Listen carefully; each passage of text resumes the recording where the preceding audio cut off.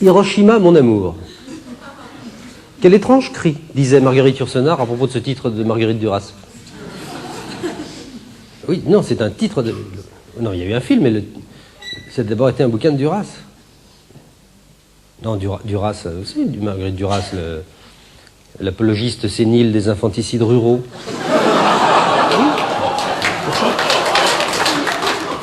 Marguerite Duras qui n'a pas écrit que des conneries. Hein. Elle en a aussi filmé. Hein.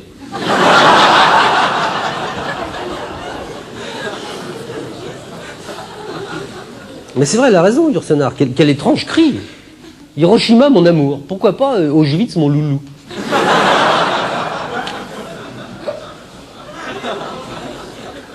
Notez que tout n'est pas mauvais dans le nucléaire. C'est une source d'énergie.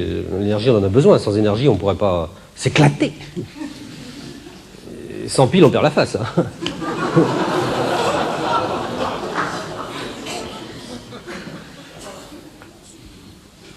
Et à propos de piles,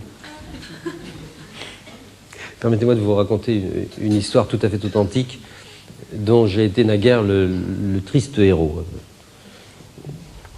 J'insiste sur le fait qu'elle est authentique parce que c'est à peu près son seul intérêt. Hein.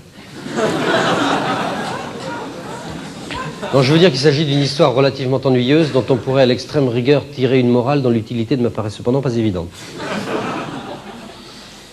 Enfin bon, mon histoire se situe à l'automne dernier. Mais enfin, elle aurait pu se passer à n'importe quelle autre saison, ça n'a vraiment aucune importance. Hein. Ce matin-là, j'étais en train de me raser, quand soudain, là je dis soudain, mais c'est une clause de style destinée à essayer d'éveiller votre intérêt de façon à peine honnête, dans la mesure où c'est en vain qu'on pourra tenter de déceler la moindre trace de soudaineté dans l'action qui va suivre. Quand soudain, je me dis, tiens, j'écouterais bien la radio. C'est intéressant, hein? Or, tenez-vous bien. Tenez-vous mieux, s'il vous plaît, arrêtez de vous... Figurez-vous que les piles de mon poste à transistor étaient mortes.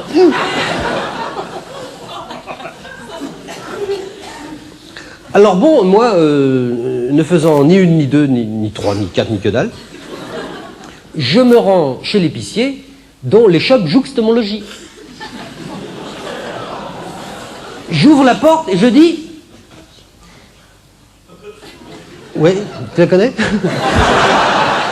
Non, pas exactement. Oui, j'ouvre la porte, et oui, c'est à peu près ça. Hein. Et je dis, bonjour, monsieur l'épicier. L'épicier dit, bonjour, il va bien ce matin, qu'est-ce qu'il lui fallait?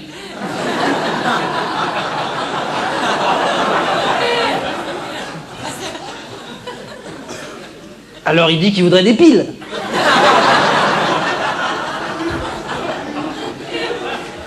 L'épicier dit, ah, ben il n'y a plus de piles. Il veut pas des belles bananes?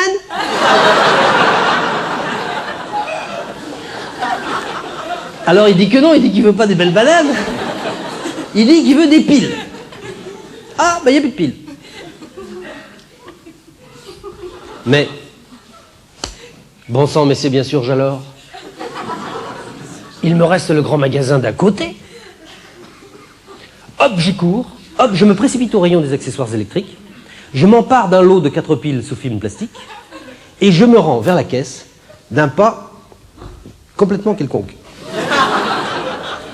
Je tends les 4 inséparables éléments de batterie et dis à la caissière subexistante qui trônait là sur un tabouret de style fin René Coty, début Charles de Gaulle.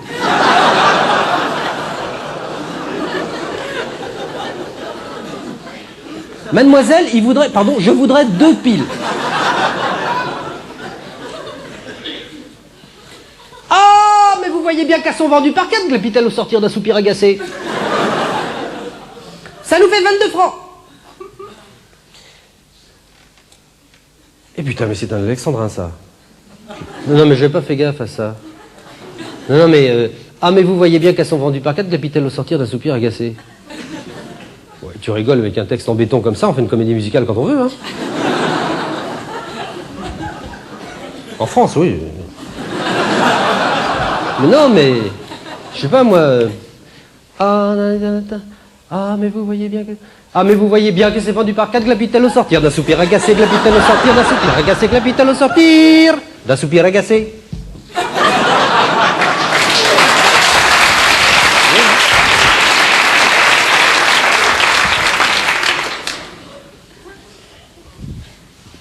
Enfin bon, qu'est-ce qu'elle glapit-elle pas au sortir d'un soupir agacé? Ça nous fait 22 francs. Or, figurez-vous que je me targue d'être un consommateur averti et jaloux de ses droits, à telle enseigne qu'avant d'acheter 50 millions de consommateurs ou que choisir, je les fais préalablement peser l'un et l'autre par mon libraire avant de me décider pour celui des deux qui présente à mes yeux le meilleur rapport qualité-prix. Et donc, avec un regain de nonchalance sadique, destiné à faire sortir la léthargique en blouse de ces gonzes encrassés, je dépose sur sa caisse, non pas 22 francs, mais 11 francs, et je réitère ma requête. Mademoiselle, je voudrais 2 piles. Ah, mais vous m'embêtez à la fin. J'ai pas que ça à faire, mentit-elle effrontément. Puisque je vous dis que ces piles sont vendues par 4, ça nous y fait 22 francs. Je vous demande pardon, mademoiselle. Je connais mes droits. Aucun règlement en France ne m'oblige à acheter 4 piles quand je n'en veux que 2. Bon, eh ben j'appelle mon chef. Monsieur Raymond! Monsieur Raymond!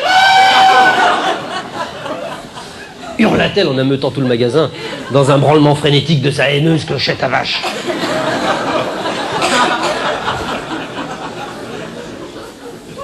Je jubilais intérieurement. D'autant que les clients alentours, dont certains m'avaient reconnu alors que mon père toujours pas,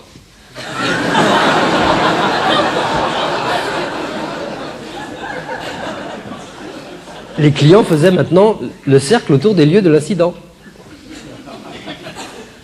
Monsieur Raymond, petit chef de tweed à gourmette de cadre, arriva bien vite et dit « Eh bien, que se passe-t-il? Mais c'est Michel Leb, eh bien, que se passe-t-il »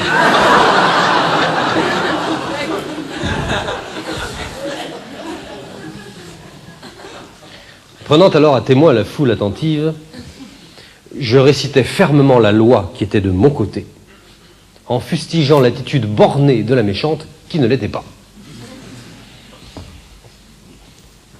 Monsieur Raymond avait oublié d'être con, sachant que d'une part j'avais parfaitement raison, et que d'autre part les gens sont toujours du côté de Guignol.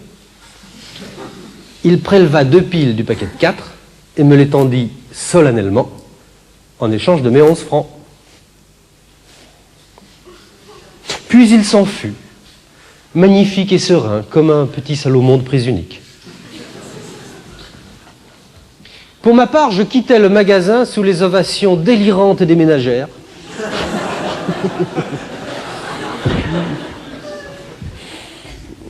Après avoir généreusement pardonné à la caissière repentante. Rentré chez moi, j'ouvris la petite trappe à l'arrière de mon poste à transistor pour y mettre les 2 piles. Il en fallait 4.